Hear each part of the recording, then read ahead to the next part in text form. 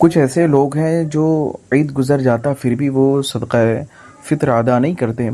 वैसे लोगों के लिए एक दो पॉइंट हमारे पास है।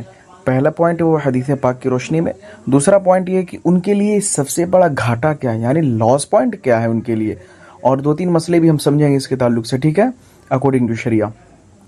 पहले एक बुनियादी वसूल जान लें शरीयत मुतहरा का। कंज़ुल उम्माल की हदीस है, और आपको मालूम है जो हज़रात फ़िक्रुद्दीन हनफ़ी हमारे व्हाट्सएप चैनल से जुड़े हैं उन सबको मालूम है कि हदीस पाक एवरीडे अपलोड होता है। अल्हम्दुलिल्लाह 2 साल कंप्लीट होने वाले हैं इस काम को। अल्लाह ताला की रज़ा के लिए काम किया जाता है। अल्लाह ताला इसको अपनी बारगाह में कबूल फरमाए। सरकार फरमाते हैं, हुजूर का फरमान है, बंदे का रोज़ा ज़मीन व आसमान के दरमियान मुअल्लक़ रह जाता है, यानी लटका हुआ रहता है जब तक कि सदका फ़ितर अदा ना किया जाए। आप सोचिए कि जो लोग ये समझते हैं कि अरे सदका फ़ितर क्या देने की ज़रूरत है, नमाज़ पढ़ ली काफ़ी है।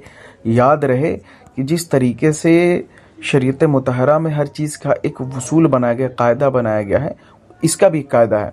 मसला आप जहन में रखें, ईद के दिन सुबह सादिक होते ही सदका फ़ितर वाजिब होता है, इसको आप जहन में रखें। इसका वक्त उम्र भर है, यानी लाइफ टाइम है। अगर पहले नहीं दिया तो अब देगा वो, और अगर न देने से उसका हुक्म उस शख्स के लिए साक़ित नहीं होता। ऐसा नहीं कि अगर वो शख्स नहीं देता है कि वो उसके लिए माफ़ हो जाएगा, नहीं, माफ़ नहीं होगा, इतना आप जहन में रखें। और अगर लेट करके बंदा देता है तो क़ज़ा भी नहीं कहलाएगा। ऐसा नहीं कि उसके लिए क़ज़ा है, मगर सुन्नत तरीक़ा ये है, वसूल ये है कि नमाज ईद से क़ब्ल अदा करे। अगर फजर बात कर देता तो भी अदा हो जाएगा, कोई मसला नहीं है, लेकिन नमाज ईद से पहले वो अदा करे। मस्जिद में जाने से पहले आप कोशिश करें कि मस्जिद में भी बाज़ हज़रात कुछ लोग इसके लिए कैंपेन चलाते हैं, वो उसमें भी आप शामिल हो सकते हैं। सेकंड मसले की तरफ बढ़ते हैं। ईद के दिन सुबह सादिक होते ही सदका फ़ितर वाजिब होता है, लिहाजा जो शख्स सुबह होने से पहले मर गया या गनी था यानी साहिब निसाब था, अब फ़कीर हो गया, यानी पैसा वाला था अचानक लॉस में चला गया, फ़कीर हो गया, या सुबह जैसे ही सूरज तुलू होने के बाद वो शख्स ईमान से निकल गया यानी काफिर हो गया, या काफिर मुसलमान हुआ, या बच्चा पैदा हुआ, या फ़कीर था अचानक माल आ गया, या कहीं से भी उधार वगैरह जो भी मसला रहा हो, और वो गनी हो गया, तो वाजिब न हुआ। और अगर कोई शख्स सुबह तुलू होने के बाद मरा तो उसका सदका फ़ितर वाजिब है। यानी अगर पहले वाले में है तो फिर इस सूरत में वाजिब नहीं है, लेकिन अगर तुलू के बाद वाले में है तो सूरत में वाजिब हो गया। एक मसला और ज़हन में रखें, सदका फ़ितर हर मुसलमान आज़ाद मालिक निसाब यानी हाजत असलिया जो रेगुलर की हाजत होती है उसके अलावा हो, उस पर वाजिब है।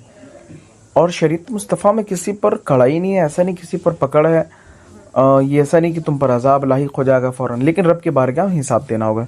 सदका फ़ितर के लिए आकिल यानी अक़ल वाला, बालिग और माल का नामी होना शर्त नहीं है, और नहीं ये है कि एक साल गुजरना भी इसमें ज़रूरी नहीं, जैसा कि ज़कात में है कि साल भी गुजरना चाहिए, तो ऐसा इसमें नहीं है, आप दें।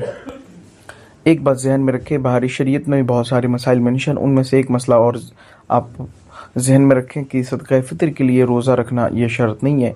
किसी उज़्र यानी मजबूरी या सफ़र या मर्ज़ या बुढ़ापे की वजह से या माज़अल्लाह बिला वजह रोज़ा छोड़ दिया तो भी वाजिब है, लेकिन रोज़ा अगर बिला उज़्र छोड़ा है तो खैर वो सख्त गुनाह है, इसका तो हिसाब वो देगा, लेकिन ऐसा नहीं कि इस कंडीशन में उसके लिए माफ़ हो जाएगा, उस शख्स के लिए छूट है, ऐसा नहीं है। इस बात को जहन में रखें।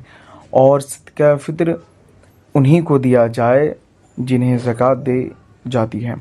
जिन्हें ज़कात देना जायज़ नहीं है उन्हें सदका फ़ितर भी नहीं दे सकते। आमिल यानी जिसे बादशाह इस्लाम ने ज़कात वसूल करने का काम दिया है, उसको सदका फ़ितर लेना जायज़ नहीं, हाँ ज़कात ले सकता है। और ये तमाम मसाइल दुर्र मुख्तार, बहार शरीयत और तमाम कुतुब से ही हम आप तक पहुँचाते हैं। फतवा आलमगीरी है, जिल्द 1 के सफ़ा नंबर 192, और जितने भी मसाइल हम आपके साथ अभी शेयर किए हैं ये सारे मसाइल अकॉर्डिंग टू शरिया है। इस पर गौर करने की ज़रूरत है और इस पर अमल करने की ज़रूरत है। जज़ाकल्लाह खैरन कसीर। अस्सलामु अलैकुम।